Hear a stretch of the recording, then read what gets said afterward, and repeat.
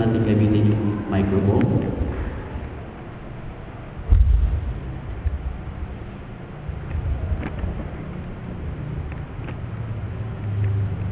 Okay, pangunahan ko na po. Atin pong inalangin yung gagawin pong Master Guide Orientation Training sa ngayong Sabado dito po sa Pasay Adventist Church. Sana po maging matagumpay po ito at marami pong mga magti-train yung Master Guide na umaten.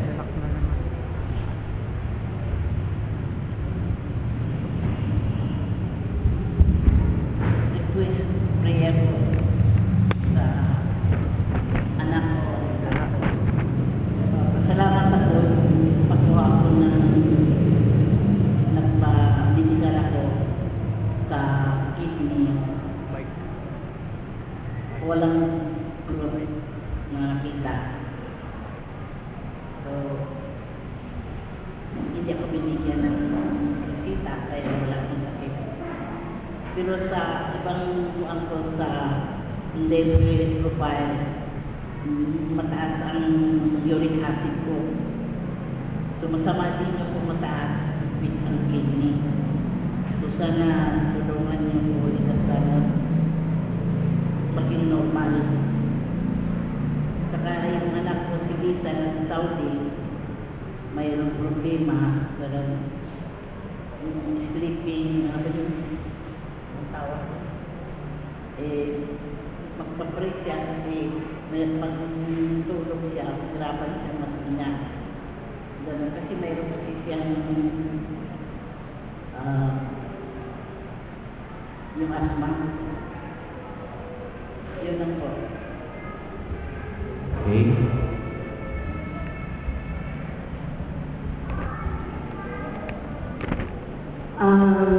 Pinasasalamatan ko ang Panginoon dahil mabilis niyang sinugon ang aming kahilingan sapagkat noong Sabado ay na-admit ang apo ko doon sa Cebu dahil sa dengue.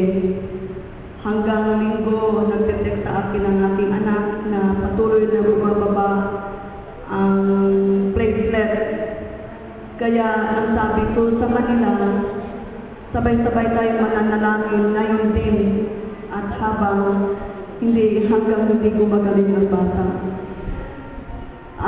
Lubos ang pasasalamat ko sa Panginoon sapagkat kahapon ay noong panahon Martes ay Lunes, magaling na ang bata at kahapon nakalabas na ng ospital at ngayon ay nakapasok na sa school.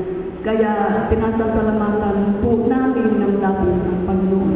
Nanay, ano pong pangalan niya? Aaron Kaman. Aaron. Sige. Sino ba po?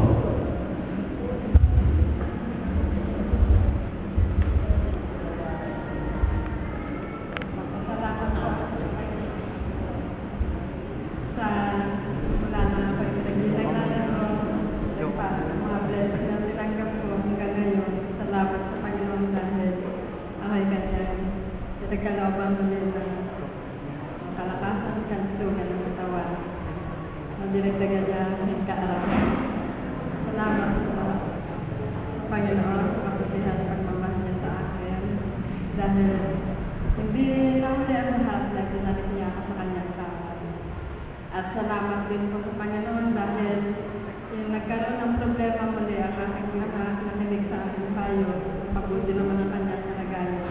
At sana yung iba ko pa mga anak, ano man yung kanilang mga problema, sana maayos ang kanila sitwasyon sa buhay. Salamat po.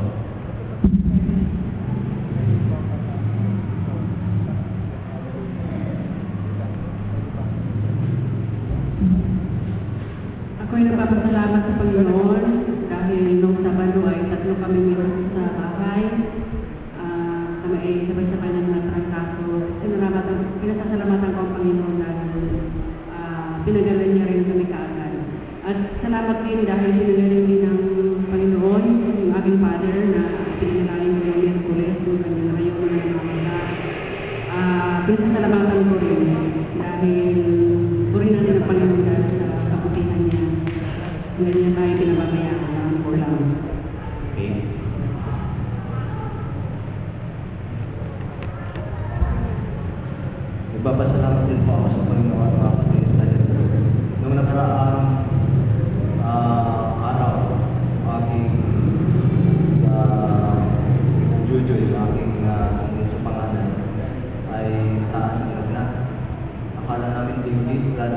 kasi may mga pula-pula na nakikita sa kanyang katawan.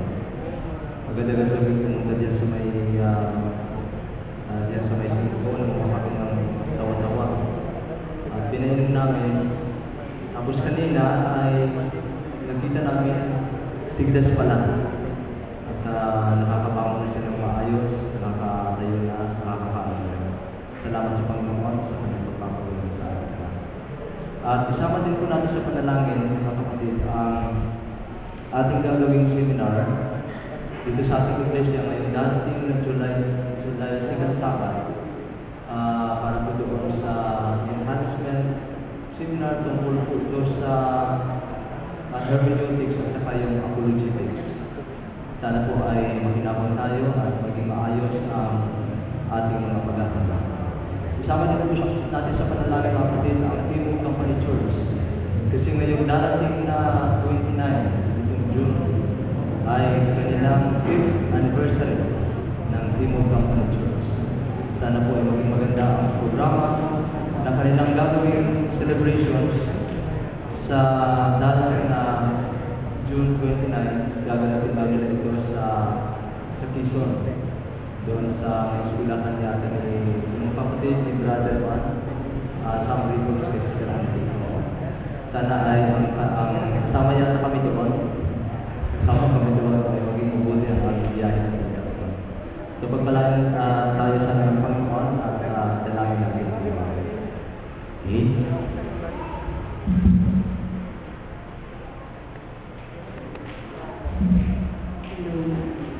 Nagpapasalamat po ako sa Panginoon kasi po sa halos 3 buwan na pagtuturo sa massage, lalo na po dun sa mga kapatid natin na visually impaired. Yan, sa halos po 100 na nag-take, 8 lang po yung hindi pinala na hindi nakapasa. So nagpapasalamat po ako na halos lahat dun sa 100 lang po Manila, wala pa po sa Iloilo, Davao, Cebu, na kapatid natin na mga visually impaired. Kasama na din po yun doon yung mga bingin. Yan. Nakapasa po sila lahat. So sana po patuloy pa rin po natin silang pagdasal na ngayon pong darating ng July 9 to 13, ito naman po yung panibagong hamon sa kanila kasi nung una po kasi written exam. So challenge sa kanila kasi yung iba school, wala talagang hindi marunong kumapa kahit braille. So ang alam lang talaga makinig. So sa awa po ng Diyos, lahat po sila nakapasa. Karamihan po dun sa nakapasa na yun, wala po talagang pinag-aralan. Literally wala po talaga. Kahit braille, kahit kapa ng letter, wala po. So ngayon po July 9 to 13, oral practical naman po. So lahat nung nadinig nila sa loob ng 3 buwan, mula po noong February hanggang nitong Mayo.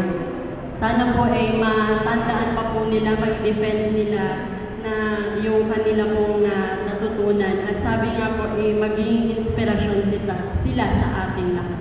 Salamat. Salamat.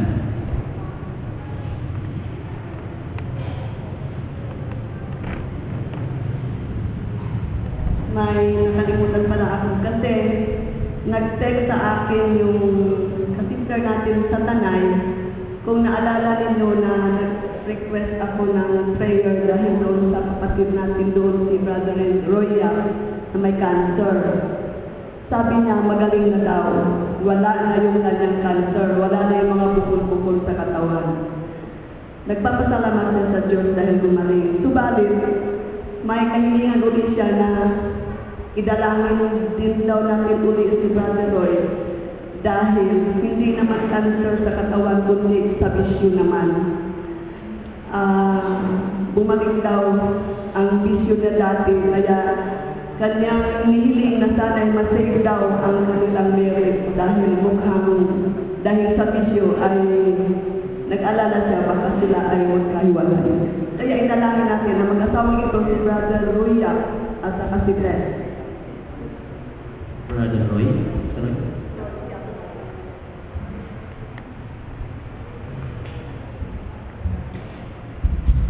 Patuloy natin idalangin si Sira Madera, yung sinabi ko na may cancer. Babalik sila dito kasi nagpa-CT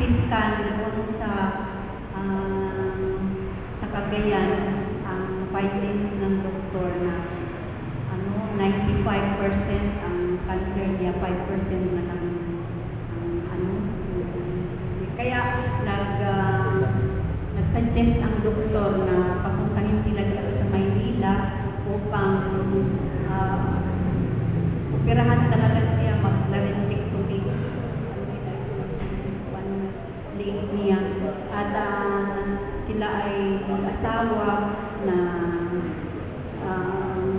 sinasabi din kay Ellen na doon daw sa bahay tutuloy kasi nadama daw nila na ang kalapitan sa Panginoon. Kaya bago daw sila mapunta ng hospital, dito muna sila sa amin tutuloy. Kaya ating sama-samang italangin mga kapatid na yun ay magpakalapit-lapit siya sa Panginoon at ibigay niya ang kanyang sarili sa Panginoon.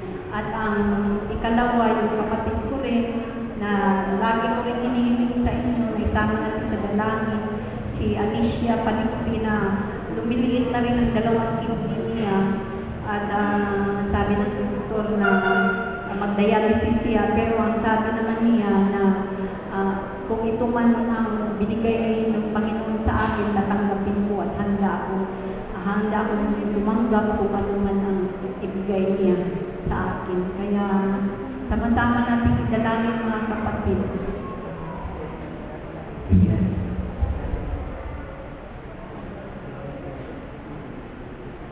Meron pa po?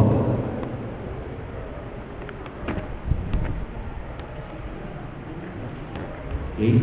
Kung wala na po, ay gusto kong ulitin po natin yung ating pong pag-pray. Ang pasasalamat po ni Nanay Brutal sa kanyang sakit at sa kanyang anak na si Misan. Sana po ay ito po ay maging maganda na po yung kanilang pakiramdam. Ganoon din po kay Nanay Elsa Kamay. Pasasalamat din po niya doon sa nangyari po sa kanyang apo na bagaman nagkaroon ng sakit ay ito po ay gumagaling na po. At kay Brother Roy, tama po? Ganoon din po kay Sister Laura, pasasalamat po niya na alam naman po natin na may mga dinadanas po siyang pero nagpapasalamat pa rin po siya sa Panginoon. Ngayon din po kay Sister Bioni, pasasalamat po niya sa pagpapagaling sa kanyang mother, nanay. Tama? Yan. Ay, sa'yo. Sorry. At kay Brother Paz, yung lagnat. Si Jojo. Pasasalamat din po niya. At ganoon din po yung ating pong gagawing seminar this coming 2nd week of July na sana ay marami po itong magka-interest at tayo po ay matututo po doon. At ganoon din po yung ating pong Timog Company Church. Sila po ay may gagawin pong gaganapin po nila yung kanilang anniversary this coming June 29 to July 1 doon sa Infanta, Quezon. Sana po ay maging matagumpay po ito at wala pong maging balakid po sa kanilang programa. Kay Sister Barawa, dinadalain po niya yung kanyang mga tinuturuan na marami po silang matutunan at magamit po nila ito sa kanilang buhay. Kay Sister Sireban, pinagpipray po nila sa Panginoon yung Alicia,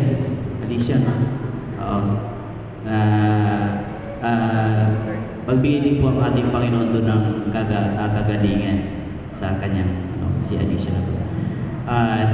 Inihilingan ko po ang bawat isa na tayo po mananalangin ng by bench po at ating po ipanalangin po lahat ng mga ito at ganoon din po yung ating po mga pansariling